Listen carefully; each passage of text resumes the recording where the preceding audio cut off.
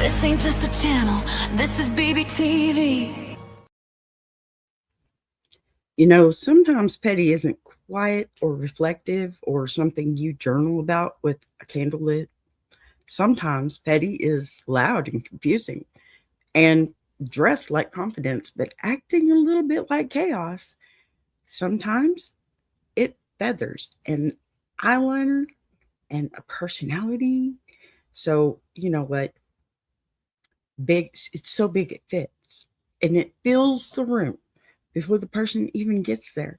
And today, we are not here to unpack it nicely or redeem it politely.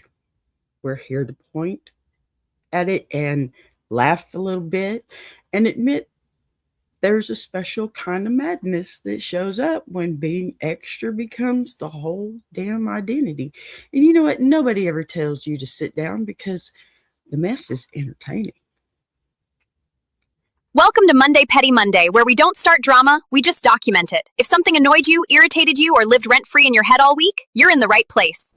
Boss be rising, BBTV's igniting, turn the volume up. Yeah, the whole world's invited, from the gravel road to the neon dream. She built an empire out of broken wings. Boss be rising, sky ain't even the ceiling when she hits go live.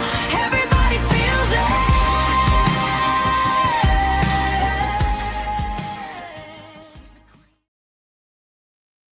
All right, y'all. Welcome to Ask a Bee and welcome to Monday Petty Monday, which is not here to heal you, okay? Guide you or gently hold your hand through self-improvement, because sometimes the most honest thing you can do is admit that life is absurd.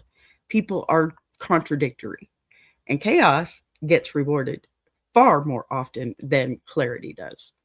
And in this space exists so we can say that out loud, okay? Say it out loud without pretending we're above it all or beyond it or somehow immune to enjoying the mess while it's happening.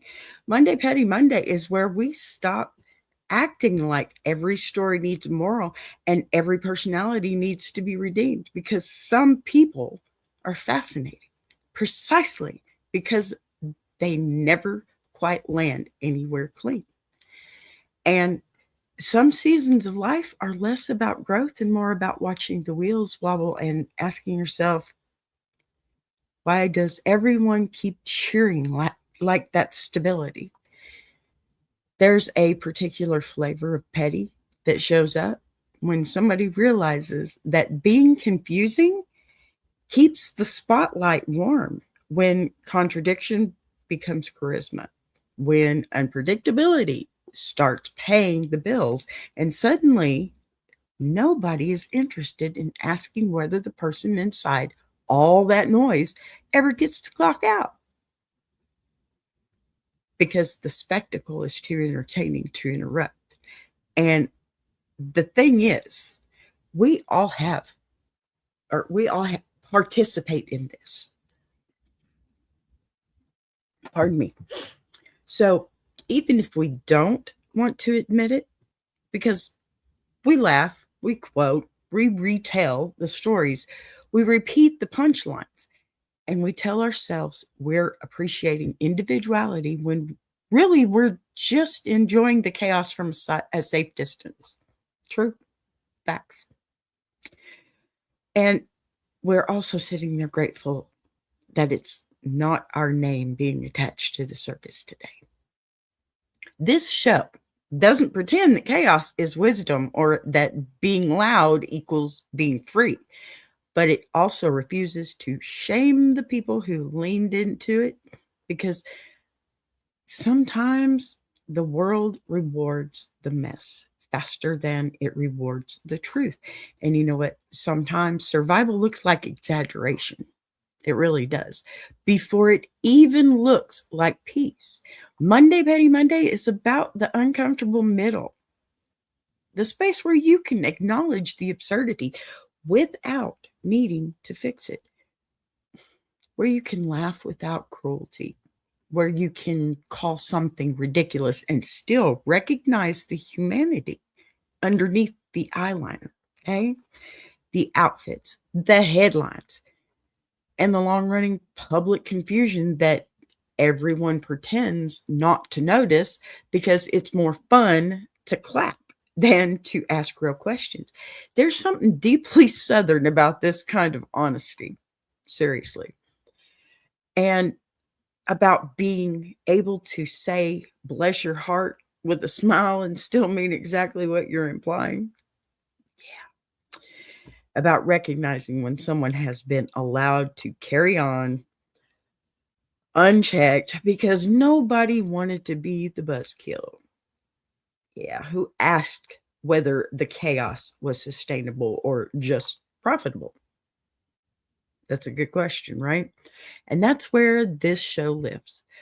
Right in that knowing glance, that half laugh moment where you realize you don't actually need to take a side to tell the truth. You just need to name what you're seeing without pretending it's something else, something different.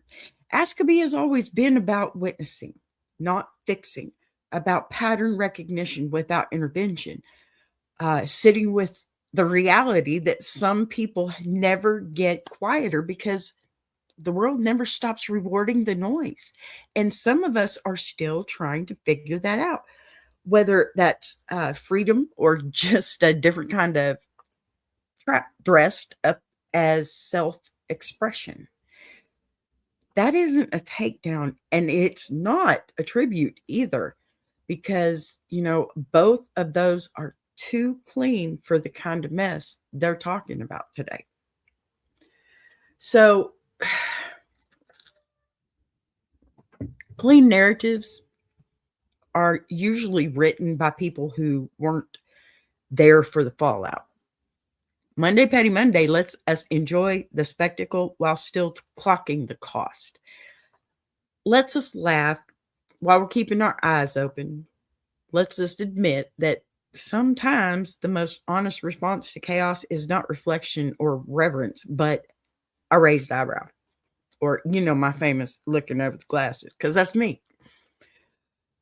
But knowing a chuckle that says, whoo, instead of, oh my gosh, it's not a nervous thing. It's a relief.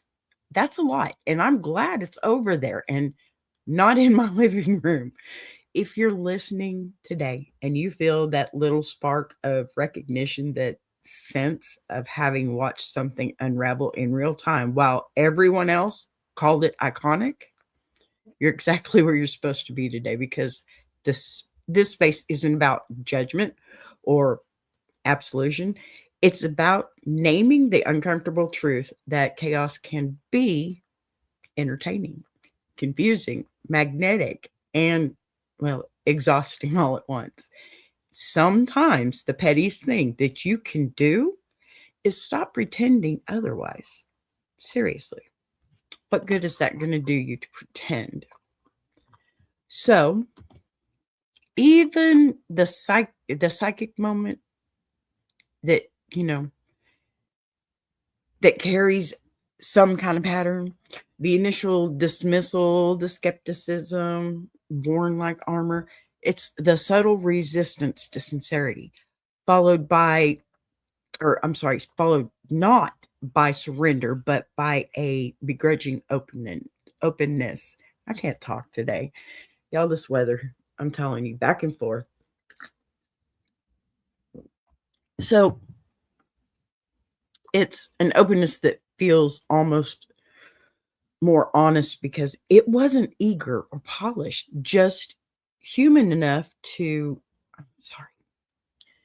crack the shell for a second, because that's not someone being converted or humbled. That's someone allowing themselves to be momentarily unsettled without abandoning the persona that has kept them afloat for decades. And there's something oddly respectable about that, even if it's irritating. The mistake isn't in noticing the petty, it's in thinking the petty disqualifies the person. or that it suddenly makes them unworthy of attention when the entire appeal was built on refusing to behave in ways that make others comfortable. You don't have to love everything about someone to stop pretending. You're surprised by who they are, and that's the pivot I really hear happening here, okay? Pardon me. So what we do have here is a wonderful letter that well, I'm just gonna let it speak for itself because this is crazy right now. I've lost something in here and I don't know why, but here you go. Ready? I'm writing because I didn't expect my opinion to change as many times as it did, and it's bothering me more than I want to admit, because when Boy George first came onto the scene I was completely taken in by it, the look, the confidence, the refusal to fit neatly anywhere, and it felt exciting in that way things do when they shake up what everyone else is doing, but somewhere along the way that excitement started to turn into irritation, then eye-rolling, then a kind of second-hand embarrassment I couldn't quite explain, like the chaos stopped feeling rebellious and started feeling performative, like the point was no longer expression but provocation, and I remember thinking that he was trying too hard to be difficult just because he could. I drifted away without really meaning to, telling myself I had outgrown it, that it was all a little too much, too indulgent, too self-aware, and then years later I found myself watching him again on The Voice, and what surprised me wasn't that he was still dramatic or opinionated or unapologetic, but that he was also funny, sharp, oddly self-aware, and very clearly enjoying his own pettiness in a way that didn't feel mean so much as intentional, like he knew exactly how much chaos to bring into the room and exactly when to do it. I caught myself laughing when I expected to be annoyed, and that annoyed me even more, because it meant I wasn't done judging him the way I thought I was. What really sealed it, though, was watching that psychic reading with Tyler Perry, because I went into it assuming he'd scoff, dismiss it, play above it all, and for a while that's exactly what he did, challenging everything, deflecting, acting bored, almost daring the moment to impress him, and then slowly, almost against his own will, you could see something shift, not a big emotional breakthrough, not tears or confession, just a quiet recognition that maybe he didn't have all the answers and maybe he wasn't as untouchable as the persona suggested. That moment stuck with me because it was petty and human at the same time, watching someone resist sincerity out of habit and still end up believing just enough to be unsettled by it, and I realized that my frustration with him wasn't really about his chaos at all, it was about how easily he owned it, how unapologetic he was about being complicated, how comfortable he seemed taking up space without asking for permission, even when that space felt messy or excessive. I don't know if I like him the way I did at the beginning, and I don't know if I ever fully stopped liking him either, but I do know that my judgment keeps circling back to curiosity, and I can't tell if that makes me fair-minded or just entertained by the very thing I claim to be tired of. Signed, Revolving Perspective. Okay, let's get back to this. I'm sorry, you'll have to forgive me. Mondays are hard on me, and I'm really actually questioning why I'm doing a show on Monday because I worked so hard on Sunday, and I've lost part of my intro for this, what I wanted to talk about before the letter. But now you've had the letter. Forgive me for jumping ahead of myself. I'm just a little on the tired side. Anyway, so what I hear in what you wrote isn't confusion so much as discomfort with your own inconsistency, I think. And that's the part worth sitting with, because there's a difference between evolving your perspective and drifting in and out of admiration based on how entertaining someone happens to be in a given season. And when it comes to personalities built on excess, contradiction, and spectacle, you really don't get to be a fair weather fan without feeling that friction eventually.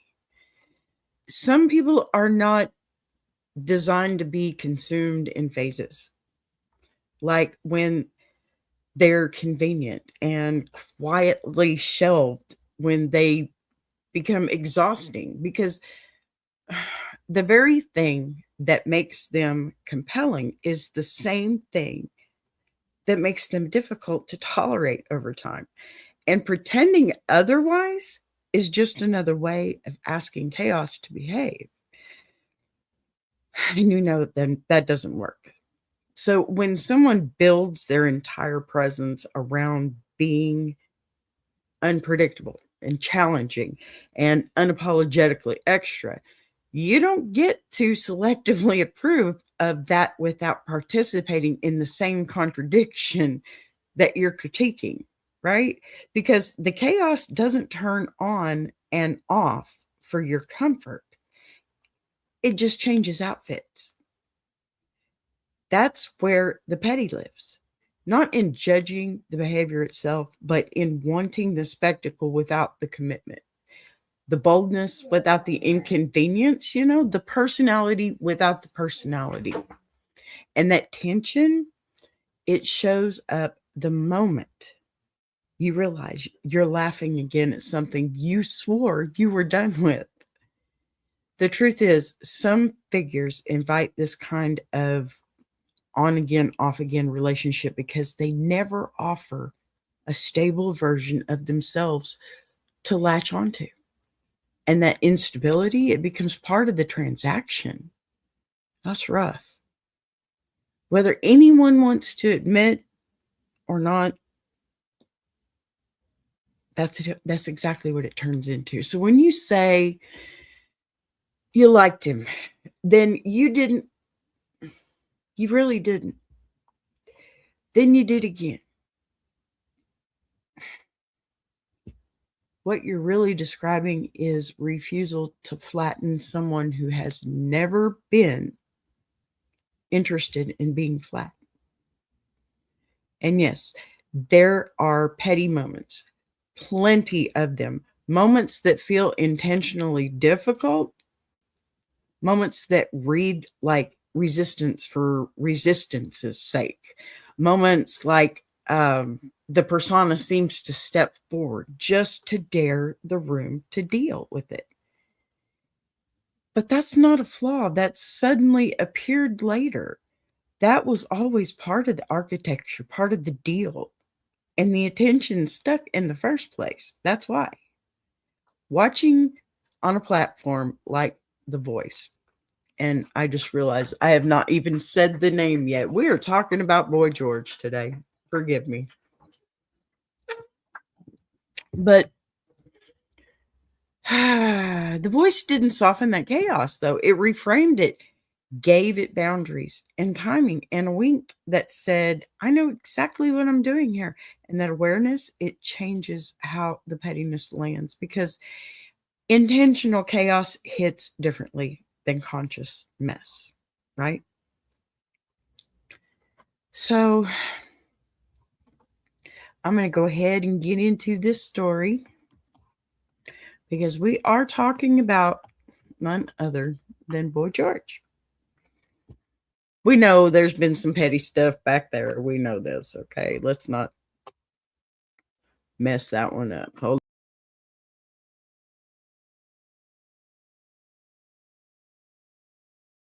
up there. See, I'm just not here today. Y'all have to forgive me, okay? I'm tired. So, Boy George, there's something about the way chaos ages in public that makes it feel louder over time instead of quieter. Because when someone starts out as disruptive and new, the world calls it innovation, okay? But when they keep going without sanding down the edges, it suddenly gets renamed as excess, ego, refusal to grow, even though nothing fundamental changed. It never actually changed, except the audience's tolerance. Watching someone like Boy George move through decades of visibility is like watching a person refuse to retire a character that the world keeps asking for on one hand and criticizing on the other. Yeah, I'm sorry. My dogs are being distractions today, and it's really starting to get on my nerves here. I'm sorry. This is just not a day for me, apparently. I'm tired. I work 3 jobs, y'all. And yes, my YouTube is one of them. So, contradiction alone is enough to make people restless because we love spectacle until it reminds us that it never promised us comfort. Early on, the chaos, it felt charming because it was framed as rebellion, because it disrupted norms that deserved to be disrupted. Also, because it made people uncomfortable in ways that felt useful. And there's generosity audiences extend in those early phases where confusion is still exciting and unpredictability feels like freedom rather than fatigue. But the longer someone stays committed to being larger than the room, the more the narrative shifts because the audience starts to believe they're entitled to evolution on their own terms, but not the artist's terms. Okay. And suddenly the same behavior that once felt brave gets labeled indulgent, childish, stubborn, simply because it didn't arrive on a timeline that felt, I guess, satisfying to watch, I guess. But that's where the petty really starts to simmer. Not in the outfits, not the commentary, deliberate provocation, but in the collective impatience that builds when a person refuses to shrink themselves into something easier to consume, easier to summarize, easier to defend at dinner parties. Boy George has always carried a kind of theatrical defiance that dares the room to decide whether it's witnessing authenticity or performance. And the answer has always been inconveniently both, which frustrates people who want clean categories, moral clarity, where there was never any intention to provide them. The pettiness shows up when the audience decides they want the early magic without the long term mess, when they want the rebellion frozen in amber, stripped of its complications, cleaned up just enough to feel nostalgic without being challenging. And that's an impossible request to place on someone whose entire presence was built on refusing to behave in ways that made sense to anyone else.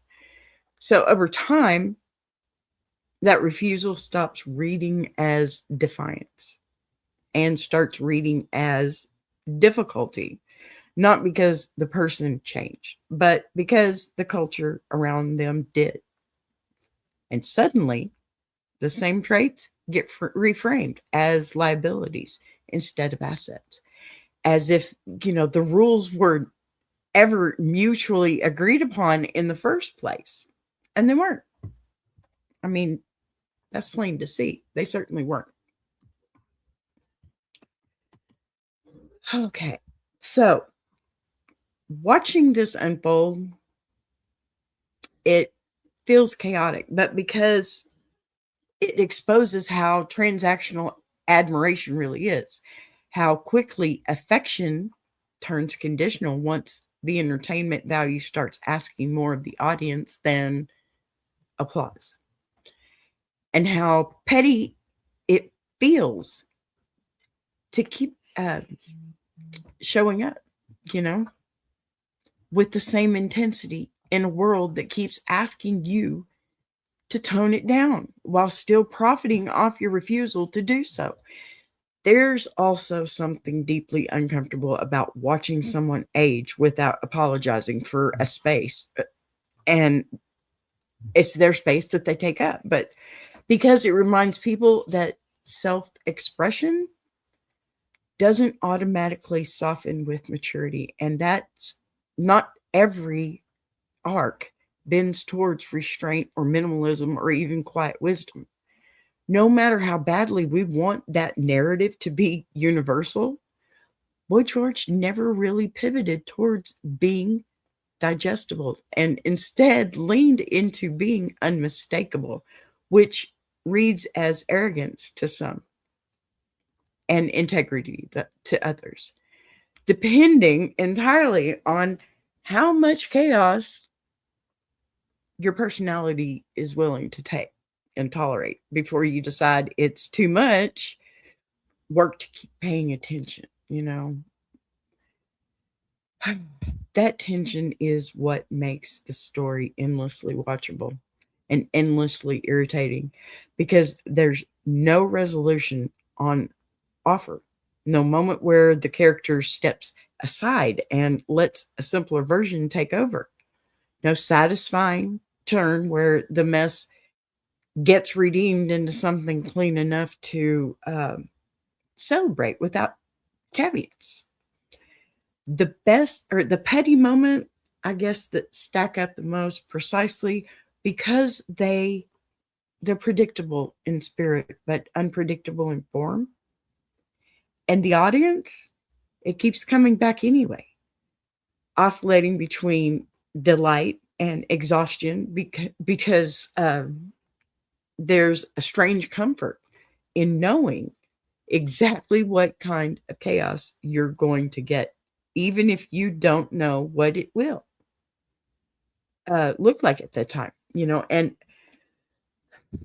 sorry, maybe that's the part people struggle to admit. I think that's the irritation is tangled up with familiarity, that the eye rolling exists alongside a kind of grudging respect for someone who would never pretend to be anything other than what they were, even when the consequences shifted and the tolerance narrowed. Y'all, this isn't my day today. You'll have to forgive me. So, this first stretch of the story isn't really about redemption or downfall. It's about endurance, about what it looks like to keep showing up as yourself long after the novelty has worn off, long after the applause has become selective, and the audience has started rewriting the rules without telling you. There's something undeniably petty and undeniably human about refusing to play along with that revision. Pardon me. I keep saying that. Y'all gonna get tired of hearing it. But as the years go on, the chaos stops being framed as accidental and starts being interpreted as deliberate. And that shift alone changes how people respond, because intentional mess makes observers feel manipulated instead of surprised, even when they still watch, or they're still watching just as closely as they always have. There's a point where a public figure's unpredictability turns into a known quantity, where the audience begins to expect the eyebrow raising comments, the refusal to play nice. Okay, let's put it that way. And instead of asking whether it's authentic, they start asking whether it's necessary, which is a question that almost always carries judgment disguised as concerns. Boy George has spent a very long time in that space where people assume they figured him out, where every sharp edge gets labeled as strategy and every moment of resistance gets chalked up to ego, as if someone could perform that level of contradiction for decades without it being deeply embedded in who they actually are. The petty shows up where people decide they want to audit the behavior, to measure how much chaos is acceptable now that the shock has worn off, to tally up moments where he should have known better, okay, according to the rules that were never offered to him, when the chaos was profitable and applauded. This is where the commentary gets louder than the actual person themselves, where reactions become more important than presence, where the audience starts narrating the story as if they're owned owed any explanation for why someone didn't mail out on schedule. Y'all, my ADHD is driving me nuts right now. Let me just preface these pictures that are behind here because I was supposed to be up to this point. My letter said Tyler Perry. That's how bad my ADHD is today. It is not Tyler Perry, it's Tyler Henry, the young man on the screen right there. Okay. Sorry. Y'all all know Boy George. I mean, my Gen X, y'all know. Everybody knows him from The Voice. Okay, there's been times on The Voice where y'all saw where he was petty. He had some petty moments, but you got to remember that some of these people, they kind of deserve the moment for that, you know? I think they deserve it a lot because they've gone through a lot just to be who they are for us. Sure, for them. Sure, the money's nice. Come on, we're not going to go past that. But yeah, okay. So watching him lean into his opinions, challenge people in rooms where politeness is the currency, and resist the soft focus treatment reserved for legacy figures feels totally uncomfortable because it's disruptive. And it disrupts the fantasy that time automatically refines people into something easier to digest. There's a particular kind of irritation that comes from watching someone refuse to perform gratitude for their own relevance. And they refuse to soften their edges just to reassure the audience that everything is under control, and that irritation often gets mislabeled as concern for growth when it's really about discomfort with unresolved intensity. I think we all know that's true. I think that's true for anybody. So the pettiness isn't just in the comments or the confrontations. It's in the refusal to offer closure, in the way he keeps showing up with opinions that don't care whether they land well, in the way he seems almost amused by the tension it presents,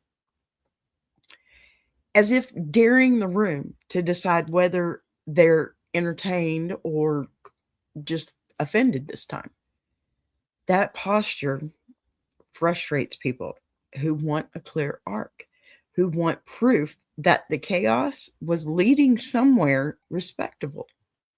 Because unresolved stories make us feel foolish for just having invested attention in the first place. And yet, the same unresolved quality is exactly what keeps the storyline alive, because predictability is boring and polished. Redemption arcs are always easy to forget. So while messy endurance keeps inviting reaction, debate, and judgment long after quieter peers have faded into polite obscurity, Boy George's refusal to become palatable on cue, it exposes how much of public affection is conditional, how quickly admiration turns transactional when it starts to ask for restraint in exchange for continued relevance, and how petty it feels to watch someone ignore those terms entirely. There's also a strange kind of honesty in that refusal. A sense that if the chaos is going to be part of the conversation anyway, it might as well be intentional rather than apologized for. And that choice alone, it keeps people arguing about about whether he's self-aware or self-indulgent. instead of letting the conversation, pardon me, settle into comfortable nostalgia. The longer this dynamic plays out, the clearer it becomes that the chaos isn't a phase to be outgrown, but a constant pressure point that reveals more about the audience than it does about the person at the center of it. Because the reactions say everything about our appetite for contradiction and our limits for tolerance. This middle stretch of the story isn't about shock value anymore. It's about the friction, about what happened when someone keeps refusing to resolve themselves into a version that makes sense for everyone else's expectations. And the petty keeps stacking precisely because no one ever quite gets what they want. Not the critics, not the fans, and not the person who seems perfectly content letting the tension sit right where it is. It's not near as fun, I would think. All right, y'all, I'm going to take a little bit break. Get me something for this throat. I want y'all to listen to this really cool song. And just know I love each and every one of you that's here. We got like 50 billion in here right now, huh? Watch this.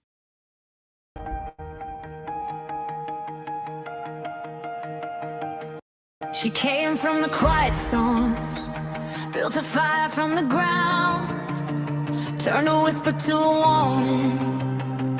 Now her voice shakes the town. Every setback was a lesson, every doubt became a key, unlocking something bigger. That's the rise of Boss B. When the lights go low, her vision hits high. She built a whole damn network off a promise and a try. Every sunrise, every moment, she's stacking legacy. This ain't just a channel, this is BBTV. Boss B rising, BBTV's igniting. Turn the volume up, yeah, the whole world's invited. From the gravel road to the neon dream, she built an empire out of broken wings. Boss B rising, sky ain't even the ceiling. When she hits go live, everybody feels it.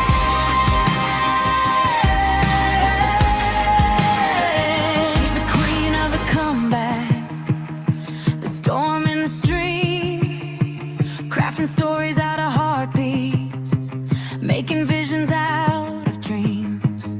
Got thunder in the hustle, got a voice that cuts clean.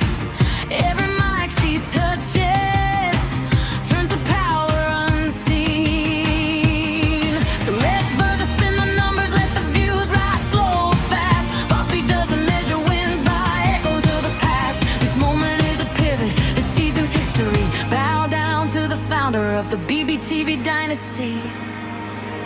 Boss B rising, BBTV's igniting. Turn the volume up, yeah, the whole world's invited. From the gravel roads to the neon dream, she built an empire out of broken wings. Boss B rising, sky ain't even the ceiling. When she hits go live, everybody feels it.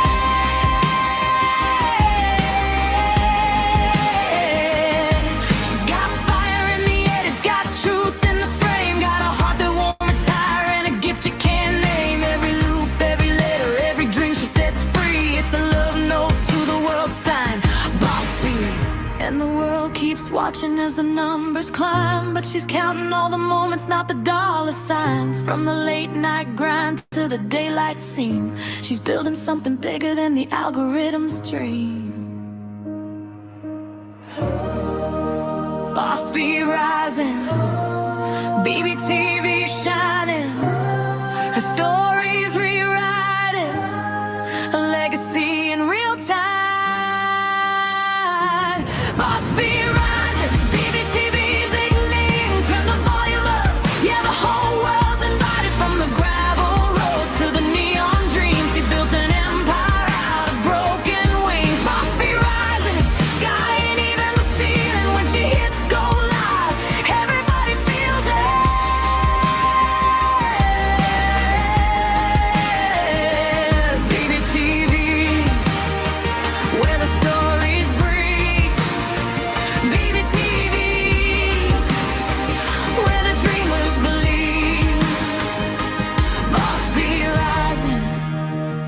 Watch her take her place.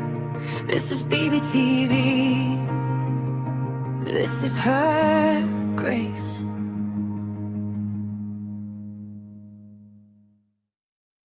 Join Boss B for Ask a Bee Monday through Friday, 12 noon Central Standard Time and Jukebox Journey every Saturday, 8 p.m. Central Standard Time.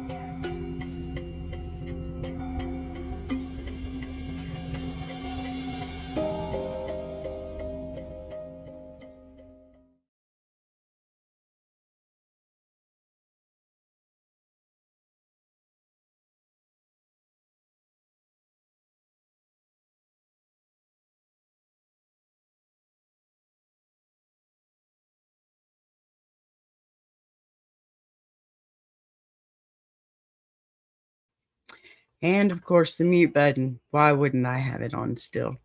So there's a point. This is the third time I've started this. I'm an idiot today. There's a point in long running public chaos where resistance stops being reactive and starts becoming almost playful, where the person at the center seems fully aware of the role they're expected to play and decides to exaggerate it just enough to make everyone uncomfortable again. And that's when the petty shifts from defensive to performative without ever becoming fake. By this stage, Boy George isn't pushing back because he's misunderstood. He's pushing back simply because misunderstanding has become part of the ecosystem. And instead of correcting it, he toys with it, knowing full well that clarity would actually collapse the tension that keeps people watching. This is where people start accusing him of enjoying the chaos too much. And if enjoyment somehow disqualifies authenticity, as if surviving decades of scrutiny without humor would be the more respectable option, and that accusation reveals more about our expectations than it does about his behavior. The petty moments, they feel sharper because they're no longer surprising. They're anticipated. And anticipation turns irritation into a choice rather than a reaction. Because at this point, everyone knows what room they're walking into and still decides to sit down anyway. Watching him needle interviews, challenge assumptions, and refuse the polite elder statement posture feels like a deliberate rejection of the narrative arc. We like to impose on people who've been famous long enough. The idea that age should come with restraint, humility, and a softening of the self, as if intensity were something to be cured rather than lived with. There's something almost mischievous in the way that he resists being simplified, in how he seems to understand that once you let the world define you as settled, reflective, and safe, the conversation ends, and ending the conversation has never been the goal. The petty here isn't about cruelty or recklessness. It's about refusal to become background noise in his own story, refusal to let comfort replace curiosity, refusal to offer easy sound bites that would allow people to stop paying attention without guilt. This phase exposes how deeply we rely on public figures to reassure us that everything eventually makes sense, that growth looks the same for everyone. That time, it smooths out all contradictions if you just wait long enough. And when someone refuses to perform, that reassurance is felt almost like a personal affront, to tell you the truth. And I mean, yeah, why not? Society does everything else to them. Why not? So the chaos becomes less shock and probably more endurance about how long someone can keep being unapologetically themselves in a culture that rewards reinvention only when it follows approved scripts. That endurance starts to feel provocative in its own quiet way. People call it stubbornness, arrogance, ego, anything that allows them to dismiss the discomfort of watching someone remain unresolved. Because unresolved stories don't offer the emotional payoff that we're trained to expect from longevity. And yet, there is a strange consistency in that refusal, a through line that says this was never about being liked correctly, never about earning approval through refinement, but about occupying space in a way that feels truthful, even when it's inconvenient. The petty moments pile up here because they're no longer accidental collisions with expectation.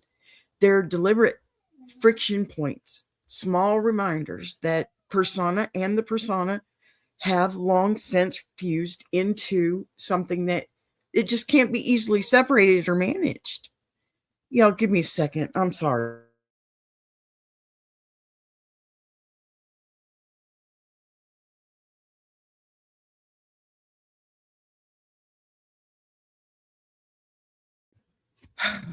Dogs don't help. They really don't.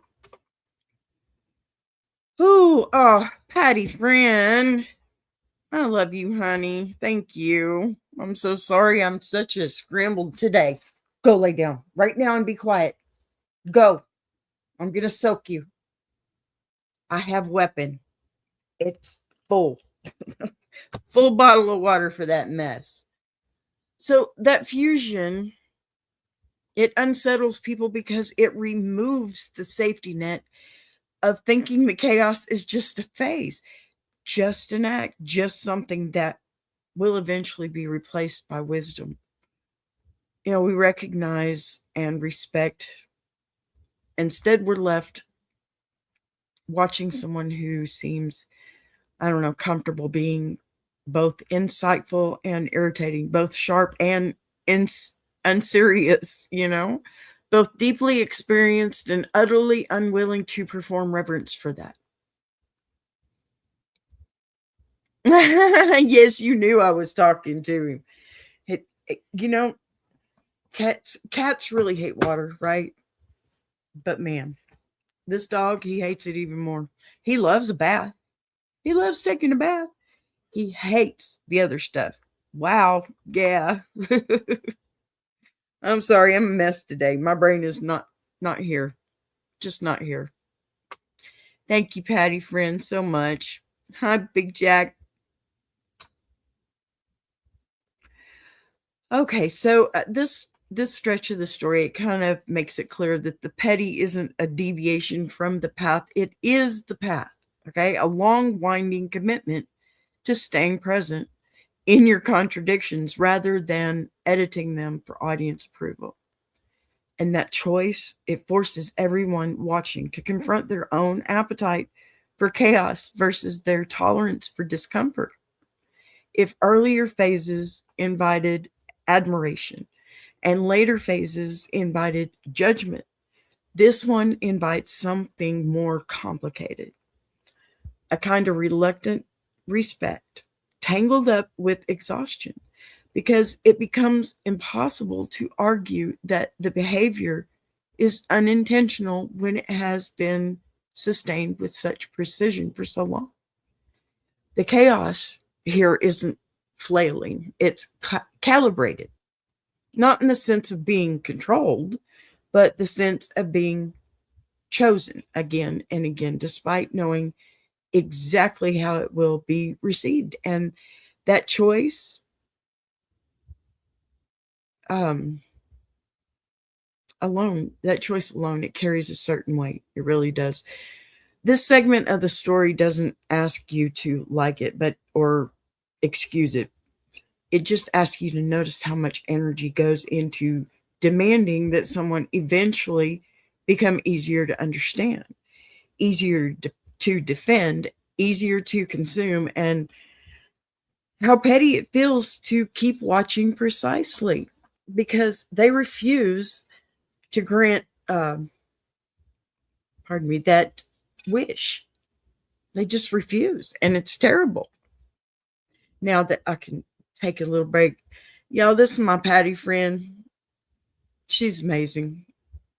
She is number one part of the Iron Sharpening Iron universe. Let me tell you that, because she supports us. She comes to see every show we have, and we just absolutely love her, don't we, Big Jack?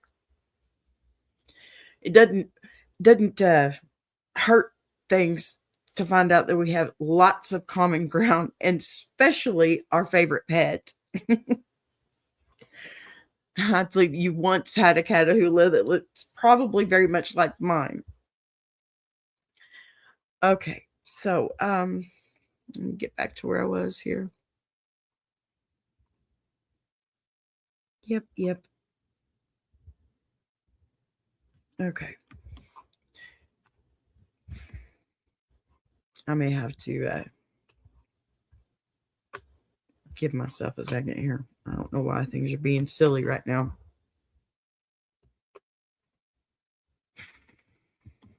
It's because my head's not on today. Yes, Patty is the bestest.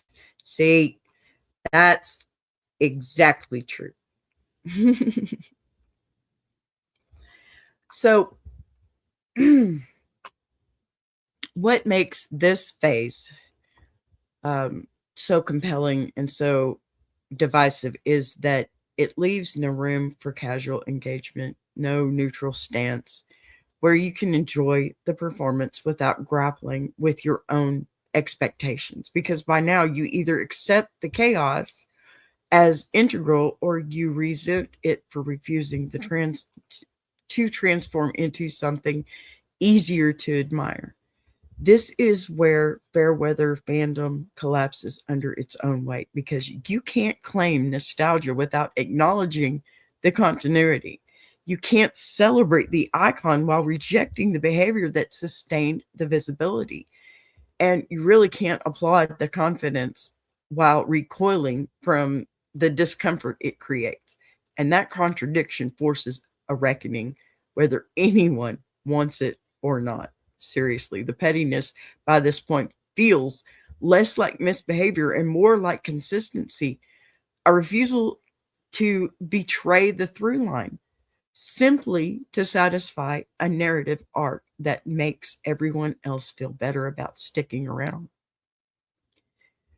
There's something almost grounding about that consistency, even when it's aggravating, because it removes the illusion that we're watching a work in progress, moving towards completion, and instead asks us to accept that, stories don't resolve. Some of them don't. They persist. This final stretch doesn't invite closure or catharsis.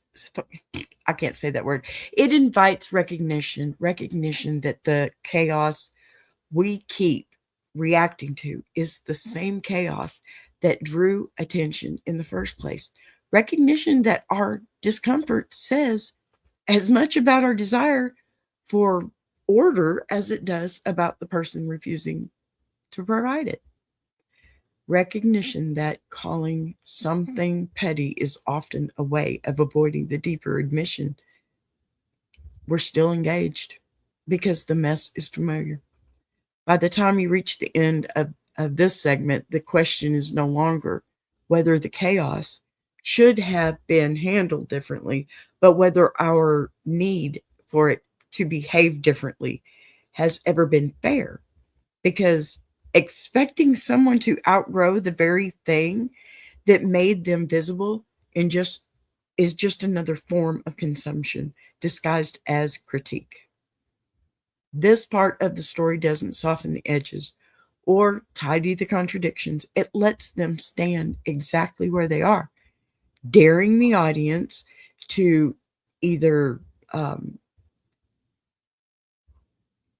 take them as they come or finally walk away without pretending moral superiority, because lingering judgment is its own kind of participation. Maybe that's the most petty truth of all, that we keep showing up not because we're waiting for something to change, but because there's a strange comfort in watching someone remain exactly as unresolved as they've always been, refusing to give us the ending that we think we deserve. I don't think it works that way. I really don't. It shouldn't. I think these people, we got to remember they were human. They're all human, just like us. That's why I use artists as examples, because I think it's important to set those feelings into something that you can relate to. And if an artist has, had their moment in being petty, or maybe not so petty, or maybe somebody thinks they're petty and they're really not, kind of like, sorry, forgive me, but yes, kind of like our letter writer today, because I feel like it's petty to be a fair weathered fan. You can't like somebody only for a moment. You may not like their newer stuff. Okay, let me make you an example here. Metallica, okay? Y'all know I'm going to go back to it. Metallica. Their old stuff is amazing. Their second season, basically, pretty good. But all their new stuff just gives me a headache. Yeah. And it's not about the loud music. It's not about the metal music, heavy rock music. It's because I feel like they kind of just got lazy. And some artists do. That's the harder part for me. I can't stand it when an artist gets lazy or tries to be something else. Sure, they don't have to be the long-haired 80s hippie rock band, right? No, you don't have to be that. But don't deviate so much from that in your music. I don't think the music is Metallica anymore, to put it bluntly. It's just not. So, okay, I've got my hour out, and y'all know I love you. Patty friend, you're the best. I there's just no other way to say it. You are awesome. You're the best. I love you, girl. Thank you for being here for me. You too, Big Jack. I appreciate you. So before we leave this here, I want to be clear about something that matters, because naming chaos doesn't mean withholding affection, and calling out pettiness, it doesn't cancel appreciation. It just tells the truth more honestly. So there's room to laugh at the mess and still love the person. Thank you, Big Jack.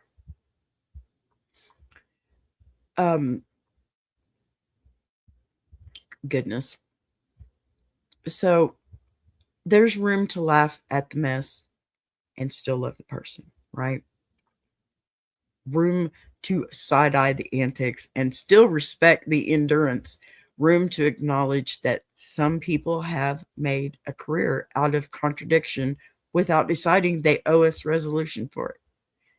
Loving someone like this doesn't require agreement or defense. It just requires accepting that they were never here to make sense in the way we prefer. Never here to behave neatly. Definitely never here to finish the story in a way that lets everyone walk away feeling settled. That's no fun.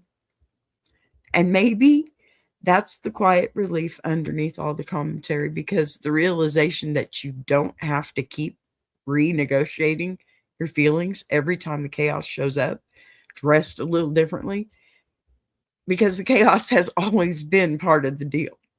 There's something oddly freeing about letting yourself enjoy the spectacle without pretending it's wisdom, about admitting that sometimes what draws us in isn't polish or growth, but persistence, presence, and the refusal to shrink just because other people are tired.